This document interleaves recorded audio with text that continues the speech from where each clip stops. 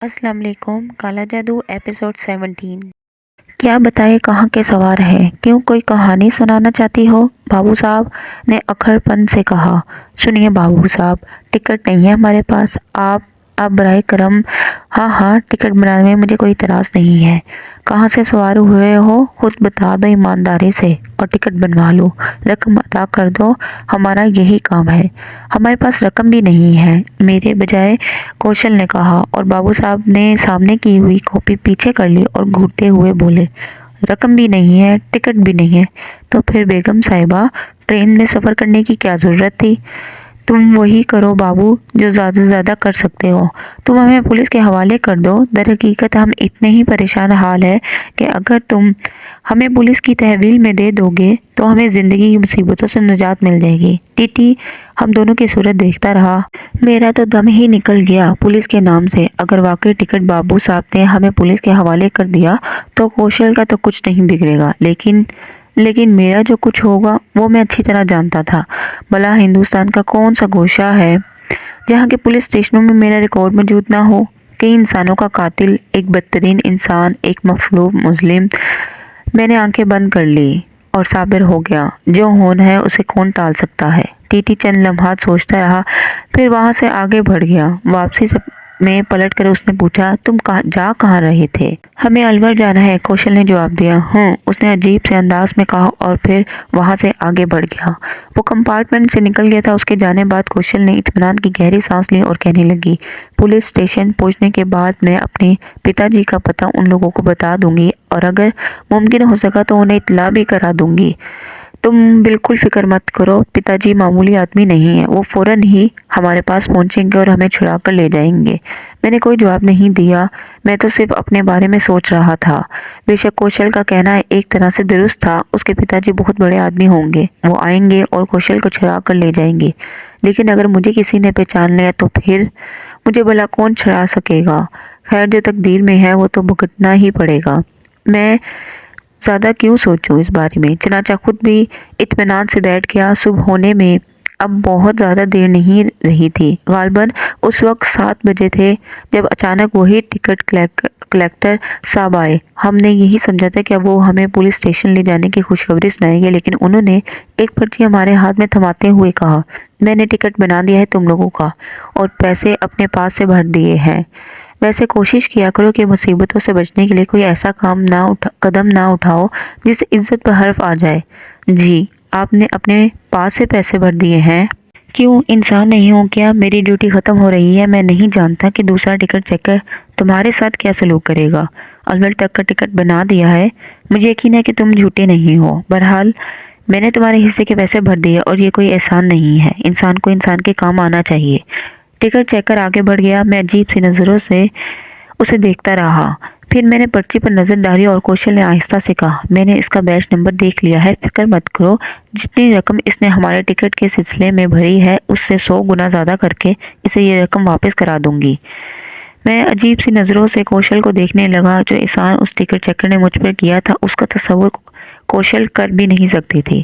دن گزرنے لگا، سفر جاری رہا۔ دوبارہ ٹکٹ چیکر نے ہمارے ٹکٹ چیک کیا، ہم بھوکے پیاسے تھے۔ بس 1-2 بار اسٹیشن پہ میں نے اور کوشل نے اتر کر پانی پیا، کسی کی مدد بھی نہیں قبول کرنا چاہتے تھے، کم سے کم اتنی ہمت تھی کہ بھوکے پیاسے رہ کر سفر کر سکے۔ کوشل اب مجھے بتانے لگی کہ الور کتنے فاصلے پر ہے اور ہمیں کتنا سفر طے کرنا ہے۔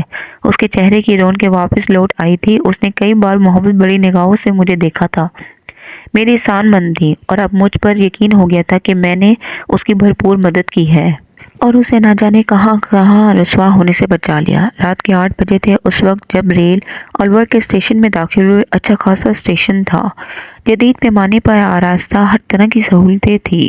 ہم دونوں تھکے تھکے قدم اٹھاتے ہوئے نیچے اترے اور آہستہ آہستہ پلیٹ فارم کی جانب بڑھنے لگے۔ تھوڑے فاصلے پر پہنچنے کے بعد ریلوے گیٹ آیا، اس سے باہر نکلے، ٹانگے کھڑے ہوئے تھے۔ شہر میں اچھی خاصی رونق تھی، حالانکہ ایسے علاقوں میں رات کو زندگی 7 بجے ہی مدھم پڑ جاتی ہے، لیکن ریاست الور کا شہر الور بڑا پر رونق تھا۔ ایک ٹانگے میں بیٹھ کر کوشل نے ٹانگے والے کو جگت ناتھ کی حویلی پہنچنے کے لیے کہا اور ٹانگا چل پڑا۔ اس کا مطلب یہ تھا کہ جگن ناتھ جی اتنے مشہور تھے کہ ٹانگے والے بھی اس حویلی کے بارے میں جانتے تھے۔ ٹانگا سفر کرتا رہا۔ راستے میں اچانک کوشل کہنے لگی، ایک بات کہوں مسعود، برا تو نہیں مانو گے؟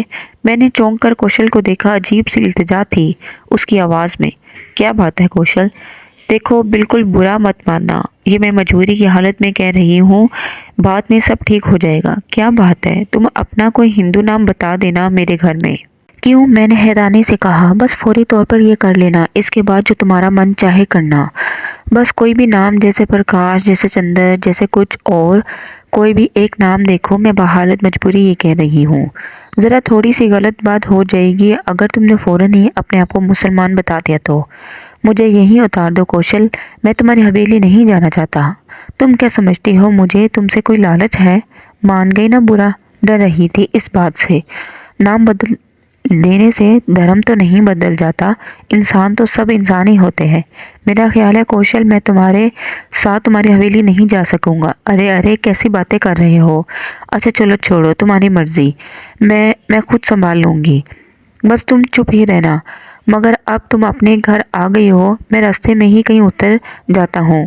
دیکھو میں تم سے التجا کرتی ہوں، برا مت مانو میری بات کا۔ نہ جانے کیوں مجھ کمبخت نے یہ بات کہہ دی۔ نہیں مسعود تم جاؤ گے نہیں، دیکھو ذرا سی بات کو اتنا مت بڑھاؤ، تمہیں میرے ساتھ چلنا ہوگا۔ کوشل تم یقین کرو میں نہایت خوشی سے یہ بات کہہ رہا ہوں، میرا تمہارے ساتھ جانا واقعی اتنا ضروری نہیں ہے۔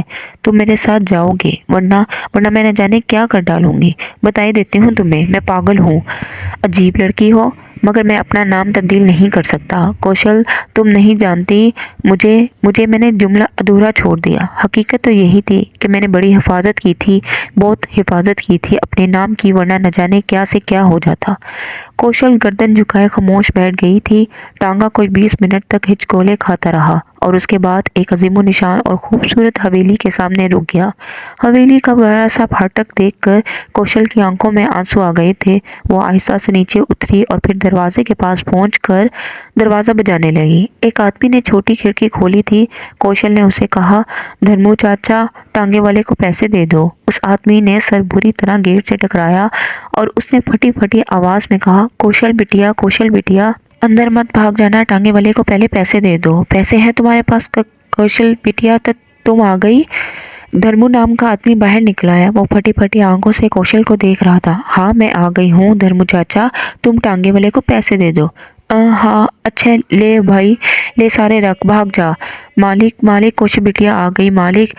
دھرمو چیختا ہوا اندر بھاگ گیا۔ ٹانگے والے کو اس نے جو کچھ اس کے پاس تھا سب دے دیا تھا۔ وہ یہ خوشخبری خود دینا چاہتا تھا۔ اندر سے پیتل کی گھنٹیاں بجانے کی آوازیں آ رہی تھی، ساتھ ہی کوئی پھٹی پھٹی آواز میں اشلوک پڑھ رہا تھا۔ میری سمجھ میں البتہ کچھ نہیں آیا تھا۔ یہ کیا ہے کوشل؟ میرے لیے ہو رہا ہے یہ سب کچھ، رام کتھا کہی جا رہی ہے، کیرتن ہو رہی ہے، ہمارے دھرم میں کسی مشکل پڑ جانے پر یہ سب ہوتا ہے، کوشل نے بتایا۔ دھرمو چوکیدار اندر پہنچ چکا تھا، اس کی آواز سن لی گئی تھی۔ ہم کوٹھی کے سرد دروازے تک بھی نہیں پہنچے تھے کہ اندر سے بے شمار عورتیں اور مرد نکل آئے۔ عورتیں سفید ساڑیاں باندھے ہوئے تھیں، مرد اوپری بدن سے بھرنا، ہاتھوں میں چمٹے اور منجیرے لیے کھڑے تھے۔ وہ سب ہماری طرف دوڑے اور ہمیں گھیرے میں لے لیا۔ وہ اچھل اچھل کر منجیرے بجا رہے تھے۔ پھر ایک بھاری بھرکم آدمی آگے بڑھا اور اس کے پیچھے ایک عورت روتی چیختی آ رہی تھی۔ کہاں ہے میری کوشل؟ کہاں ہے میری بچی؟ کہاں ہے؟ معمر شخص نے ان ادھم مچانے والوں سے کہا، بس کرو پنڈت جی بس کرو، لالا جی خاموش ہو جاؤ، بس کرو۔ بمشکل تمام ہمیں ان کے نرغے سے نکالا جا سکا۔ معمر عورت جو کوشل کی ماں تھی کوشل سے مل کر زاروں کٹا رونے لگی۔ غرض ہر طرف ہنگامہ ہی ہنگامہ تھا۔ میں نے اس ہنگامے سے فائدہ اٹھا کر پیچھے کھسکنا چاہا تو کوشل میرے جیسے ارادے کو سمجھ گئی۔ انہیں عزت سے لے چلو، اس نے کچھ لوگوں کو اشارہ کیا اور وہ میرے گرد پھیل گئے۔ آئیے مہاراج۔ اس وقت کچھ کہنا بیکار تھا، چنانچہ میں ان کے ساتھ چل پڑا۔ حویلی انتہائی شاندار تھی۔ وہ مجھے ایک عظیم الشان کمرے میں لے آئے اور یہاں بڑے احترام سے مجھے بٹھا دیا۔ کچھ جل پانی مہاراج؟ ان میں سے ایک نے کہا۔ نہیں کچھ نہیں شکریہ، میں نے کہا۔ 2-3 منٹ کے بعد ایک شخص اندر آ گیا۔ تکلیف کرے مہاراج، اس نے کہا۔ کہاں؟ آئیے آپ کو کمرے میں پہنچا دوں۔ میرا نام سکھ چرن ہے، آپ کی سیوا کی ہدایت کی گئی ہے مجھے۔ میں یہاں سے جانا چاہتا ہوں سکھچرن مہاراج، ہماری گردن کٹ جائے گی، ہم پر دیا کریں۔ اس نے عاجزی سے کہا۔ مجھے خاموش ہونا پڑا۔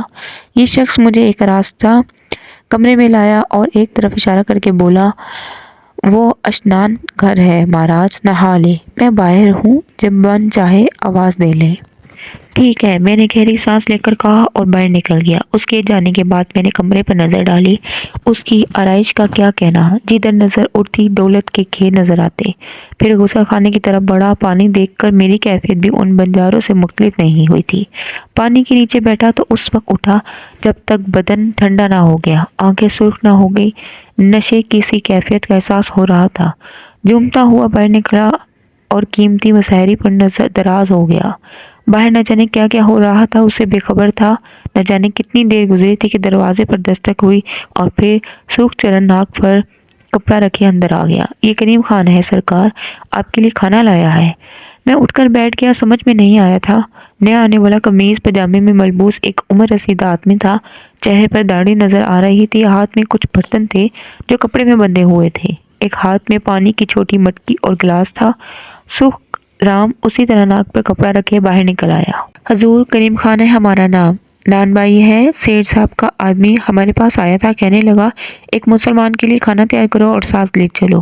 مرغیاں پلی ہوئی ہیں گھر میں، ایک مرغی ذبح کر کے جلدی جلدی بھون لی اور 4 روٹیاں پکا لائے ہیں۔ اس وقت تو حضور یہی ہو سکا، کل کے لیے حکم دے دیں، جو ارشاد فرمائیں گے پکا دوں گا۔ پانی اور برتن بھی ہمارے ہیں اور الحمدللہ پاک صاف ہے، بلا تعمل نوش فرمائیے۔ میں سکتے میں رہ گیا، گویا گوشل نے میرے جذبے کا احترام کیا اور یہ سب کچھ کر ڈالا۔ شرمندگی بھی ہوئی، ان حالات میں اتنی جلدی یہ سب کچھ کرنا متاثر کن عمل تھا، لیکن بھوک بھی لگ رہی تھی۔ کیا ہی لذیذ مرغی تھی۔ کریم خان کے سامنے بیٹھا ہوا تھا۔ پھر سکھ رام کے ناک پر کپڑا رکھنے کا خیال آیا اور میں سمجھ گیا کہ اسے گوشت کا علم تھا۔ میرے نزدیک ایک بڑی بات تھی یہ کھانے کے بعد میں نے کریم خان سے کہا، کریم خان تمہاری دکان کہاں ہے؟ ایک ذرا فاصلے پر، وہیں غریب خانہ بھی ہے، اسی میں دکان نکالی ہے۔ کہاں کے رہنے والے ہو؟ بندہ پرور، اب تو الویری ہے، اجداد کا تعلق لکھنؤ سے تھا۔ لگتا ہے بہرحال کریم خان، کل دوپہر کو قورمہ اور نان کھلاؤ، وہیں دکان پر آ جائیں گے، جو حکم اعلی جائیں، اجازت۔ شکریہ کریم خان، میں نے کہا اور کریم خان چل گیا۔ میں جانتا تھا کہ سب کوشل میں مصروف ہوں گے اور اس وقت میرے لیے سو جانا ہی بہتر ہے۔ چنانچہ سونے کی کوشش کرنے لگا اور آرام دہ بستر پر نیند آ گئی۔ صبح کو خوب دیر سے جاگا تھا، یاد ہی نہ آیا کہ کہاں ہوں۔ پھر یاد آ گیا اور شرمندگی سی ہوئی، مگر کیا کرتا، کوشل نے نہیں جانے دیا تھا۔ غسل خانے جا کر منہ ہاتھ دھویا اور باہر نکل آیا تو کریم خان موجود تھا۔ ارے کریم خان، کیسے؟ ناشتہ لائے ہوں اعلی نسب، یہ حلوہ پوری اور ترکاری ہے۔ اف ہو، اچھا ٹھیک ہے، مگر دوپہر کو یہاں کچھ نہ لانا، میں خود آؤں گا۔ ہم نے بتایا تھا کشوری لال کو۔ کشوری لال کون ہے؟ جگن ناتھ کے مینیجر ہے۔ کچھ کہا تو نے؟ بس یہی کہا کہ جیسا سیٹھ کہیں گے اطلاع دی جائے گی، مگر یہ بھی کہا کہ فرمائش کا کھانا پکا دینا۔ تمہارا تو بڑا حرج ہوا ہوگا اس وقت۔ غلام زدہ دکان پر ہے، ہمیں 8 گنا زیادہ اجرت ادا کی گئی ہے۔ کریم خان چلا گیا۔ میں عجیب سی کیفیت کا شکار تھا۔ کوشل میرے احسانات اتار رہی تھی۔ کیا احسان کیا تھا اس بیچاری پر؟ اپنا تو مسئلہ بھی تھا، میں بھلا کسی کے ساتھ کیا احسان کر سکتا تھا؟ ریحانہ بیگم اور سرفراز وغیرہ یاد آئے۔ کیا سوچا ہوگا بیچاروں نے میرے بارے میں، کیا سمجھ رہے ہوں گے؟ خیر کیا کر سکتا ہوں، میں تو خود ایک مجبور انسان ہوں۔ باہر کچھ آوازیں سنائی دی، پھر کوشل نے کہا میں اندر آ سکتی ہوں، یہ کہہ کر وہ اندر آ گئی۔ پیچھے اس کے ماں باپ تھے۔ جگن ناتھ نے مجھ سے ہاتھ ملایا، ان کی بیوی نے سر پر ہاتھ پھیر کر کہا، جیتے رہو بیٹے، بھگوان ماتا پتا کا کلیجہ ٹھنڈا رکھے۔ اس دعا نے دل میں رکت پیدا کر دی۔ میرے ماں باپ کا کلیجہ جیسے ٹھنڈا ہوگا میرا دل ہی جانتا تھا۔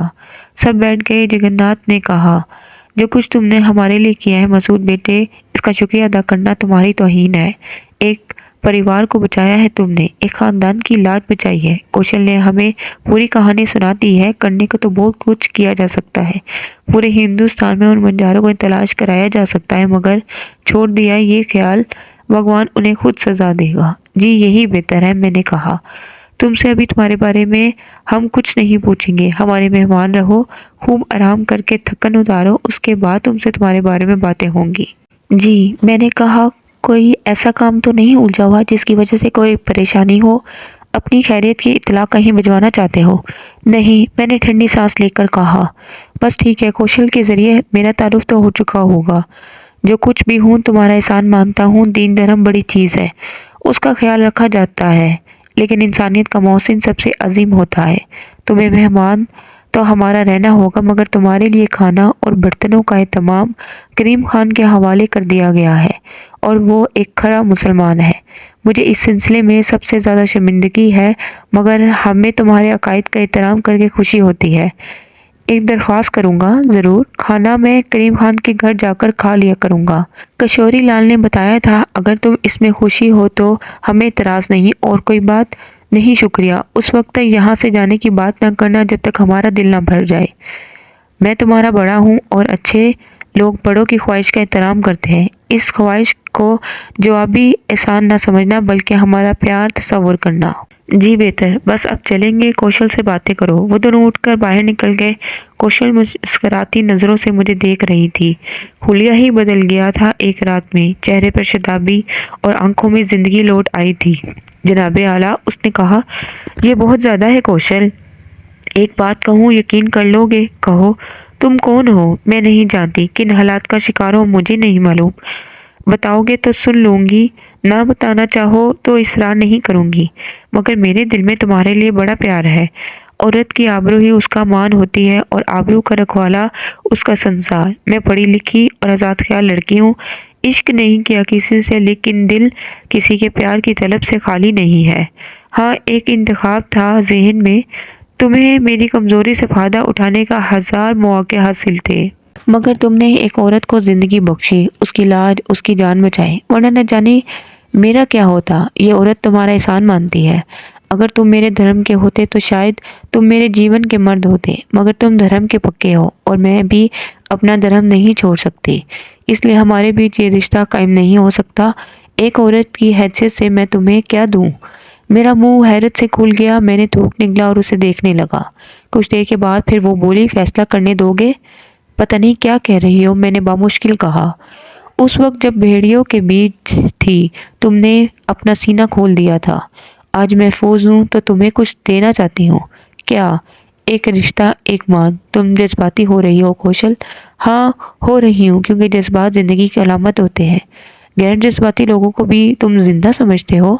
کوشل، کیوں شرمندہ کر رہی ہو؟ میں نے کہا۔ بہت متاثر کیا ہے تم نے مجھے مسعود، تمہارا ایک کردار ہے۔ میں نے تم سے کہا تھا کہ کچھ دیر کے لیے نام بدل لو، تم نے میرا ساتھ چھوڑ دینا چاہا۔ تم احسان کر کے احسان وصول کرنے والوں میں سے نہیں ہو، معمولی آدمی بنو تم۔ ایسے غیر معمولی انسان کو میں نے کیا دے سکتی ہوں؟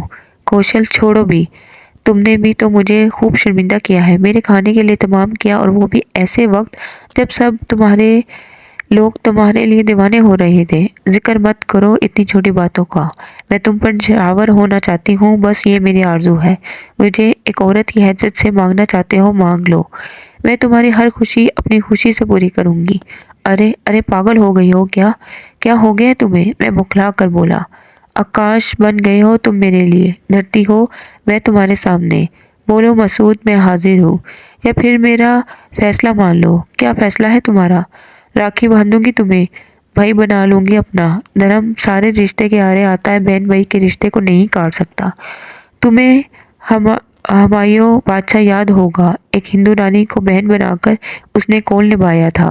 تو جاؤ راکھی لے آؤ، میرا ہاتھ موجود ہے، میں نے ہاتھ بڑھاتے ہوئے کہا، اور کوشل نے آگے بڑھ کر میری کلائی پکڑ لی، اسے چوما، آنکھوں سے لگایا اور بولی، یہی میری راکھی ہے، مجھے قبول ہے۔ میں نے ہنس کر کہا، اور وہ میرے سینے سے آ لگی۔ بڑی جذباتی ہو تم کوشل، میں نے کہا، اور میرے حلق سے سسکی سی نکل گئی۔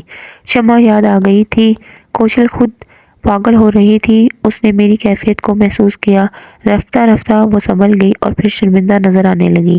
بس مذاق مت اڑانا میری باتوں کا، یہاں سبھی کے دل تمہارے لیے ایسے ہی جذبات ہے، تم نے بڑھ چڑھ کر کہانیاں سنائی ہوں گی انہیں۔ ایک لفظ غلط نہیں کہا، ویسے یہاں بڑے ہی بھجن ہو رہے تھے۔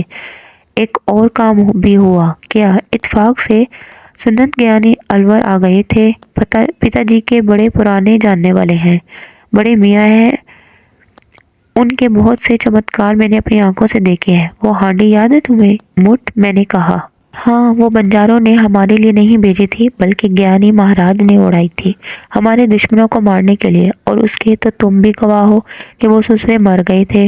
سب لوگ مٹھ اڑانے والوں کا وہی وقت بتاتے ہیں جب ہم نے مٹھ دیکھی تھی۔ گیانی مہاراج 3 دن کے جاپ کے لیے بند ہو گئے کر بیٹھ گئے تھے اور انہوں نے کہہ دیا تھا کہ اس بیچ میں واپس آ جاؤں گی۔ ویری گڈ، 3 دن پورے ہو گئے، آج 12 بجے ہو جائیں گے۔ کمال ہے، بہرحال میں ان جادو منتروں کا قائل ہوں۔ میں بھی ملوں گا ان سے، کسی مسلمان سے مل لیں گے وہ؟ ضرور ملیں گے، میں تو کہتی ہوں وہ جانتے بھی ہوں گے کہ تم ہی میری مدد کرو گے۔ تم دیکھ لینا، وہ خود یہ بات بتا دیں گے۔ تب میں بھی ان سے کچھ پوچھوں گا اپنے بارے میں، ہو سکتا ہے وہی میری مشکل کا کوئی حل بتا سکے۔ 12 بجے نکلیں گے وہ اپنے جاپ سے؟ ہاں ٹھیک 12 بجے، کوشل نے جواب دیا، اور میرے دل میں تجسس پیدا ہو گیا۔ میں بھی اس وقت گیانی کو آزمانا چاہتا تھا۔ کوشل چلی گئی تھی مگر میں حیرتوں میں ڈوبا رہا۔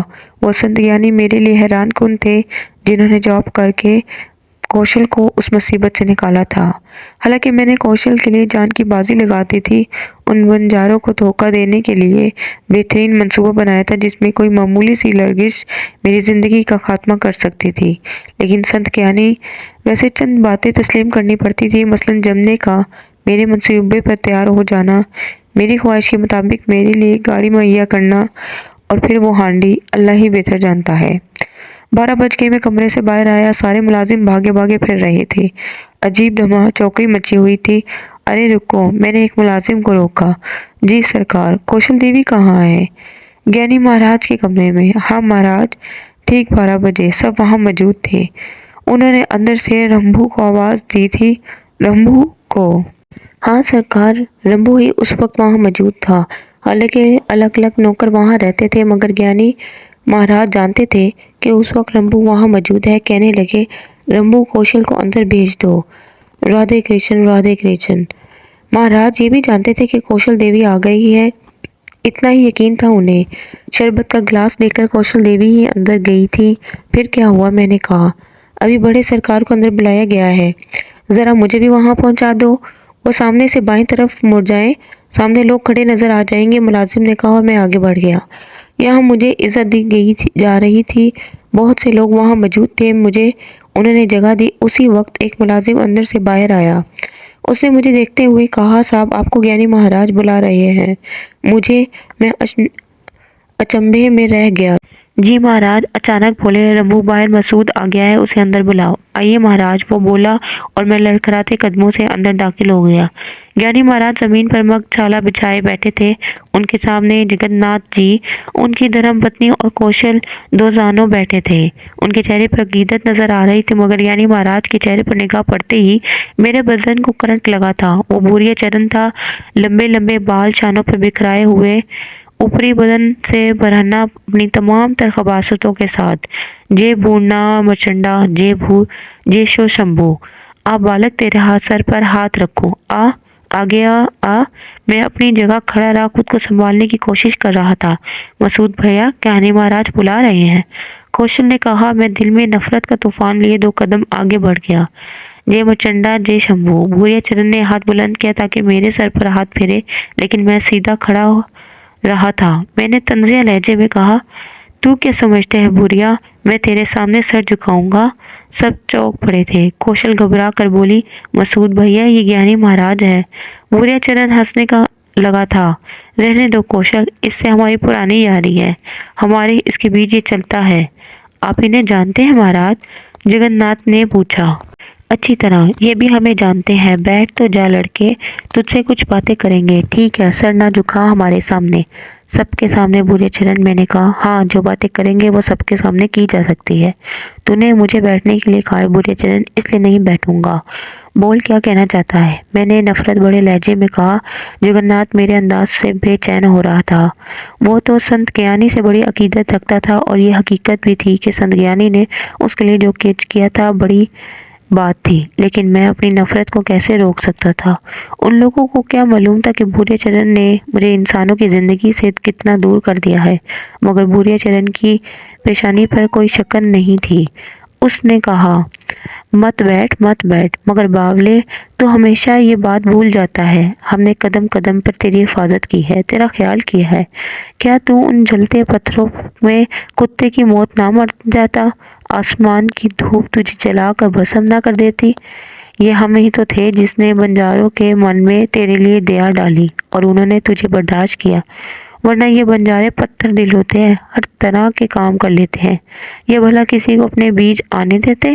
اور اس کے بعد اس لڑکی نے ہم نے بھاگنے کے راستے آسان کیے اور تو بھی ان کے بیچ سے نکل آیا، ورنہ پاگل تھے نہ سسرے کہ تیرا ہی سہارا لیتے، بیچنا چاہتے تھے وہ اسے۔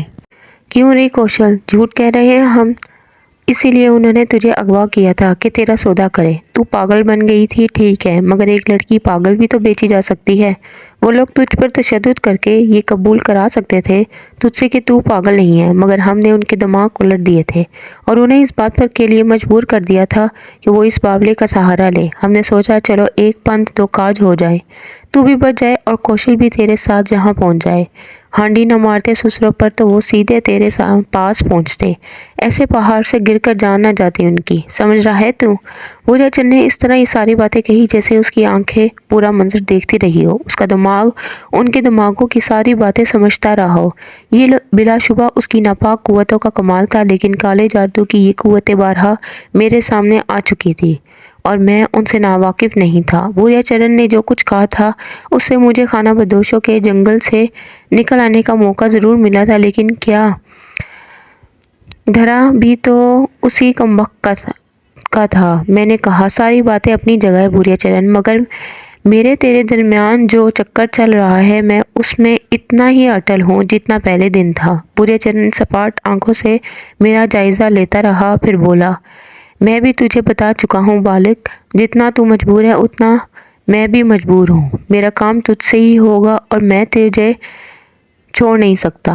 ناپاک کتے، میں تیری یہ خواہش تیری یا اپنی موت کے وقت تک پوری نہیں ہونے دوں گا، میں نے بچھڑے ہوئے لہجے میں کہا اور جگن ناتھ غصے سے کھڑا ہو گیا۔ کوشل بھی بے چین ہو کر میرے پاس آ گئی، اس نے میرے بازو پکڑتے ہوئے بولا بھیا تم سنت گیانی کی توہین کیے جا رہے ہو، یہ ہمارے لیے ناقابل برداشت ہے، ہم سب کے لیے ناقابل برداشت ہے، معاف کرنا کوشل، میرے لیے بھی اس کی باتیں ناقابل برداشت ہی ہے، میں تو پہلے ہی یہاں سے جانا چاہتا تھا، تم نے دیکھو بھائی جگن ناتھ اور تم بھی کوشل، اس کا اور میرا معاملہ میرے اور اس کے بیچ ہے، تم لوگوں نے اگر سچ میں ٹانگ اڑائی تو میں بھی برا مان جاؤں گا، میرا یہاں نہ رکنا ہی بہتر ہے، میں نے کہا اور کمرے سے باہر نکل آیا، اب میرے لیے حویلی سے باہر جانا ہی زیادہ مناسب ہے، لیکن چند قدم ہی آگے بڑھا تھا کہ کوشل دوڑتی ہوئی میرے پاس پہنچ گئی، اس نے میرا بازو پکڑ کر کہا کہاں جا رہے ہو مسعود بھیا، ابھی نہیں جانے دوں گی تمہیں، اتنے پکے رشتے کو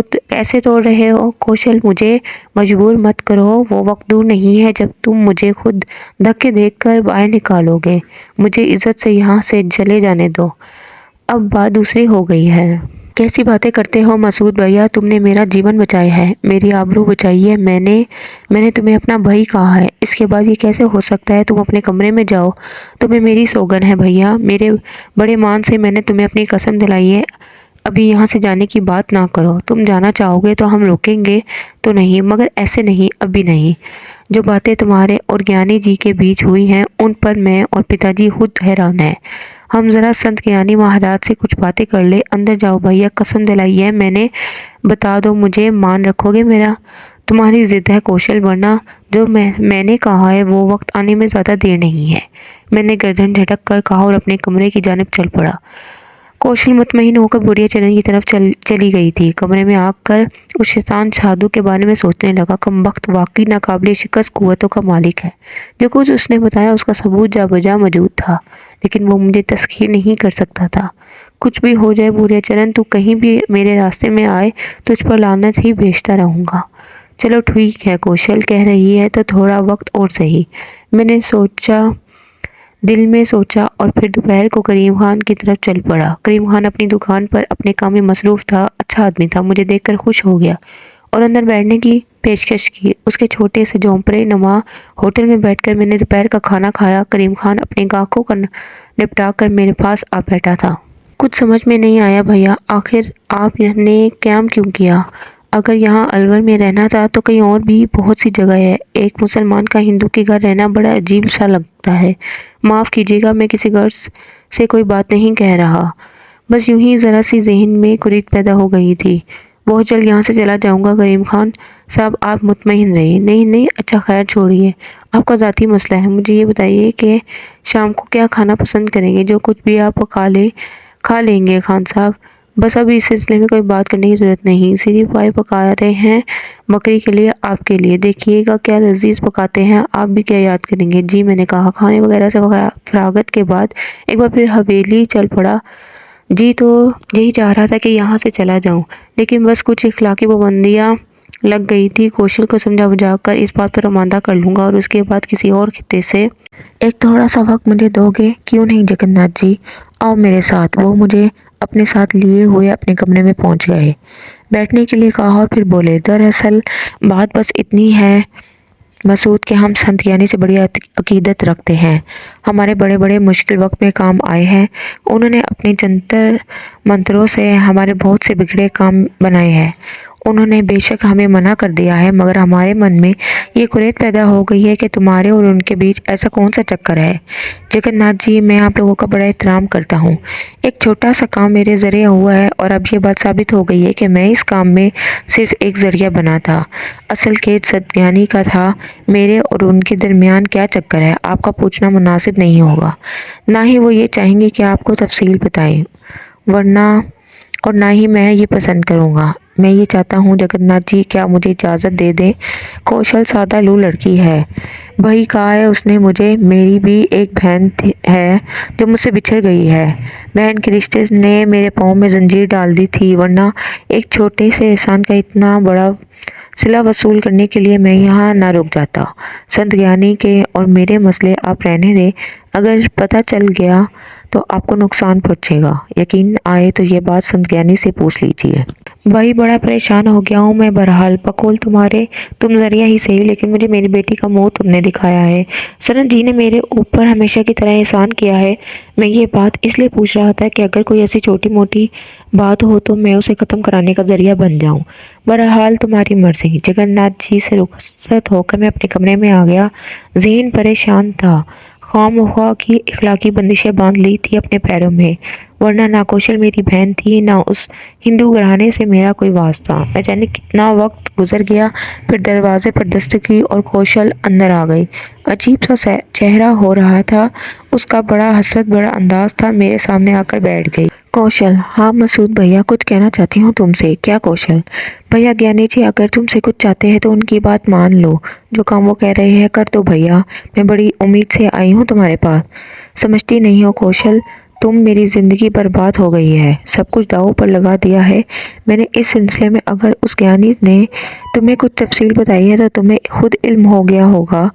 نہیں بتائی کوشل تو مجھ سے کچھ پوچھنے کی ضرورت مت کرو، بہت مجبوری ہے، بڑی مجبوری ہے۔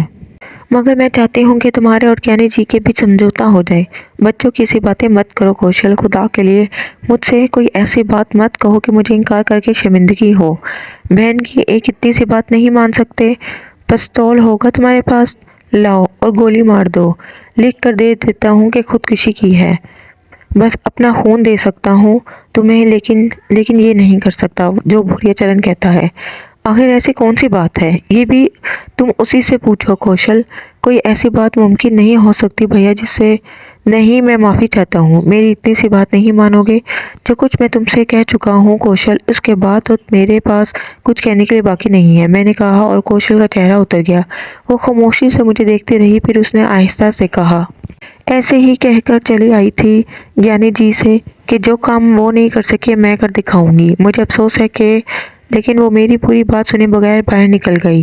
صاف لگتا تھا کہ ناراض ہو گئی ہے، پاگل تھی، جانے بوجھے بغیر فضول دعوے کر آئی تھی۔ میرا خیال ہے کہ اب وہ مجھے روکنے کی کوشش بھی نہیں کرے گی، اور یہ درست ہے۔ وہ بھوریا چرن کے ہم مذہب تھے، اس سے عقیدت رکھتے تھے، میرے تو وہ صرف احسان مند تھے، اس سے زیادہ کیا کرتے بیچارے۔ اب کچھ کر ڈالنا چاہیے۔ رات ہو گئی، دیر سے بیٹھا سوچ رہا تھا کیا کروں اور کہاں سے جاؤں۔ بھوریا تو ہر جگہ پہنچ جاتا ہے، اس سے کہاں محفوظ رہ سکتا ہوں؟ کچھ بھی ہے، اس کوٹھی سے نکل جانا ضروری ہے۔ اٹھنا ہی چاہتا تھا کہ دروازے پر دستک ہوئی اور ایک آواز سنائی دی، اندر حاضر ہو سکتے ہیں؟ یہ کریم خان کی آواز تھی۔ میری اجازت پر اندر آ گئے۔ انتظار ہی کرتے رہے حضور والا کا سری پائے پکنے کے بعد دیر تک رکھے رہیں تو بے مزہ ہو جاتے ہیں۔ اوہ ہاں، میں تو بھول ہی گیا تھا خان صاحب۔ مزید دیر نہ فرمائے، ہم سب کو برتن لے جائیں گے۔ اچھا، اجازت۔ وہ چلے گئے۔ میں نے سوچا کہ کھانا تو کھا ہی لیا جائے، اس کے بعد یہاں سے نکل جاؤں گا۔ دوبارہ نہ جانے کب کھانا ملے، میرے پاس تو کچھ نہیں آنے والا وقت کا پورا احساس تھا۔ چنانچہ برتن کپڑے سے کھولے، خوب گرم سالن اور تازہ روٹیاں تھیں سامنے رکھ کر پہلا نوالا ہی توڑا تھا کہ یوں لگا جیسے کسی نے کلائی پکڑی ہو، کانوں میں ایک سرگوشی ابھری۔